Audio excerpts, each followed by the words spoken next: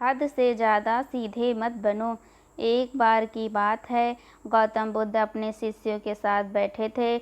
उसी समय राजा अजातशत्रु वहाँ पहुँचे और बुद्ध से कहने लगे, हे बुद्ध, जब से मैं आपका शिष्य बना, हर कोई मेरा शोषण कर रहा है। आपका शिष्य बनने से पहले सभी लोग मुझसे डरते थे, क्योंकि उस वक्त मैं बहुत कठोर था और मैं किसी को मौत की सज़ा देने से पहले एक बार भी नहीं सोचा करता था। लेकिन आपका शिष्य बनने के बाद मेरा किसी को दंड देने का मन नहीं करता और न ही मुझे गुस्सा आता है। मैं शांत हो गया हूँ और सभी को दया भावना से देखता हूँ। लेकिन कुछ लोग मेरे इस बदलाव का अनुचित लाभ उठा रहे हैं और इसने मेरे राज्य के लोगों को भी एक तरह के खतरे में डाल दिया है। कृपया आप मुझे बताएं कि मुझे अब क्या करना चाहिए। राजा अजातशत्रु की यह बात सुनकर गौतम बुद्ध उन्हें एक कहानी सुनाते हैं और कहानी कुछ इस प्रकार है। एक बार एक बड़े पेड़ के नीचे एक जहरीला सांप रहता था। पेड़ एक गांव के पास में एक कोने में हुआ करता था। वहां अक्सर सुबह शाम लोग बैठक लगाते थे और खूब बातें करते थे। लेकिन जब से उस पेड़ के पास एक सांप देखा गया, तब से लोगों ने वहां जाना बंद कर दिया। लेकिन कुछ लोग तो जानबूझकर वहां सांप को देखने आया करते थे और उसे छेड़ा करते थे। अब उस सांप को जब खतरा महसूस हुआ तो उसने खुद के बचाव के लिए लोगों पर हमला करना शुरू कर दिया।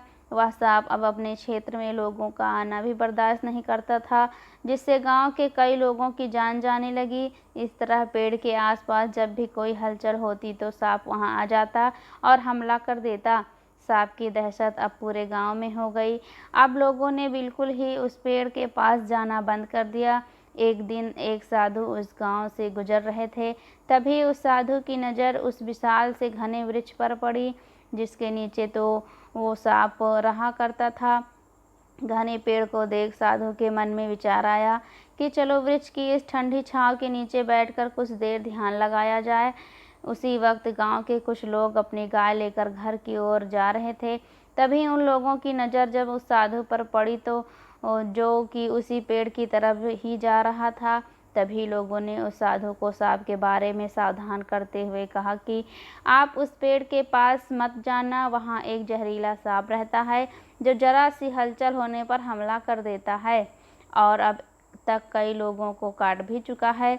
लोगों की यह बातें सुनकर साधु मुस्कुराए और उस पेड़ की तरफ चल पड़े। जगह को थोड़ा साफ करके साधु जैसे ही ध्यान करने के लिए बैठे, तभी सांप हलचल सुनकर साधु के सामने आ पहुंचता है और फुकारने लगता है। फुकार की आवाज़ सुन साधु की आँख खुलती है और वह सांप को देखने लगते हैं। वह सांप की आंखों में देखते हुए एक मंत्र बोलते हैं और मुंह से फूंक मारते हैं। तभी चमत्कारी रूप से वो सांप साधु से बात करने लगा। अब दोनों एक दूसरे की भाषा को समझ सकते थे। सांप साधु से कहता है, मनुष्य, क्या तुम मुझे से नहीं डरते? क्या तुम नहीं जानते यह मेरा क्षेत्र है और यहाँ आने की किसी की हिम्मत नहीं है?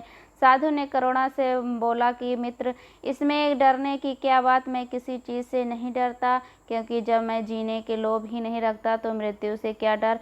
सांप साधु की यह बातें सुनकर चौंक गया, क्योंकि सांप की इससे पहले ऐसे लोगों से मुलाकात हुई थी जो उसको मारने चाहते थे या उसके डर से भाग जाते थे, लेकिन वह ऐसे व्यक्ति से कभी नहीं मिला था जो उससे नहीं डरता। सांप साधु से इतना प्रभावित हुआ कि वह साधु के चरणों में पड़ गया और बोला, हे प्रभु, आप बिल्कुल सही कह रहे हैं। आज तक मैंने जो कुछ भी किया है अपनी जान बचाने के लिए किया है। अपने क्रोध के चलते ना जाने कितने निर्दोषों की जान भी ले ली। इसके बाद साधु साहब बहुत सी बातें समझा कर वहाँ से चला गया। साधु की बात से प्रभावित होकर सांप ने निश्चित किया कि आज से वह किसी को नहीं काटेगा। वह अपने क्रोधी स्वभाव को त्याग देता है, दूसरों को काटना बंद कर देता है, लेकिन इसका नतीजा उल्टा निकलता है। जब लोगों ने देखा कि सांप ने लोगों को तो काटना बंद कर दिया, तो लोग उसका फ़ायदा उठाने लगे। जो उससे दूर भागते थे वो उसके पास आने लगे और सांप को परेशान करने लगे। बच्चे उस पर पत्थर फेंक कर मारने लगे, जिससे सांप आए दिन हमेशा परेशान और घायल रहता था।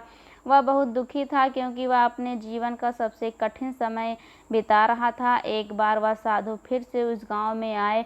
वह उसी पेड़ के नीचे बैठ गए। तभी साधु की नज़र जब दयनीय हालत में पड़े उस सांप पर पड़ी तो साधु ने उस सांप से पूछा कि मित्र, तुम्हारी ये हालत कैसे हो गई? तुम इतने घायल और इतनी दयनीय स्थिति में कैसे आ गए?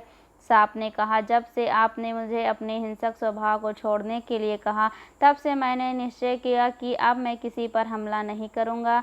मैंने क्रोध करना छोड़ दिया और शांति से अपना जीवन ले लिया, जिसका नतीजा ये हुआ कि लोग मुझे परेशान करने लगे, दुर्व्यवहार करने लगे।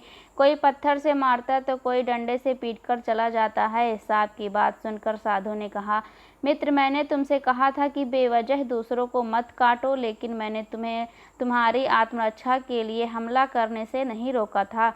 कहानी सुनाने के बाद बुद्ध ने राजा से कहा, हे राजन, तुमने भी मेरी बात गलत तरीके से अपनाया। मैंने आपसे अपना कर्तव्य को छोड़ने के लिए कहा था, लेकिन तू अपने कर्तव्य से भी विमुख हो गए।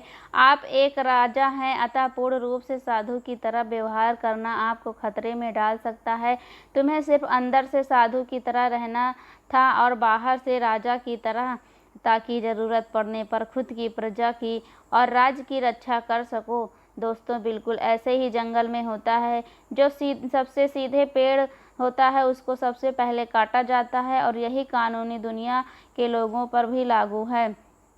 अच्छे भले लोगों का खूब फायदा उठाया जाता है। अच्छे लोगों को ज़िंदगी में अनेकों दुखों का सामना करना पड़ता है, इसलिए कभी किसी को अपना फ़ायदा मत उठाने दो।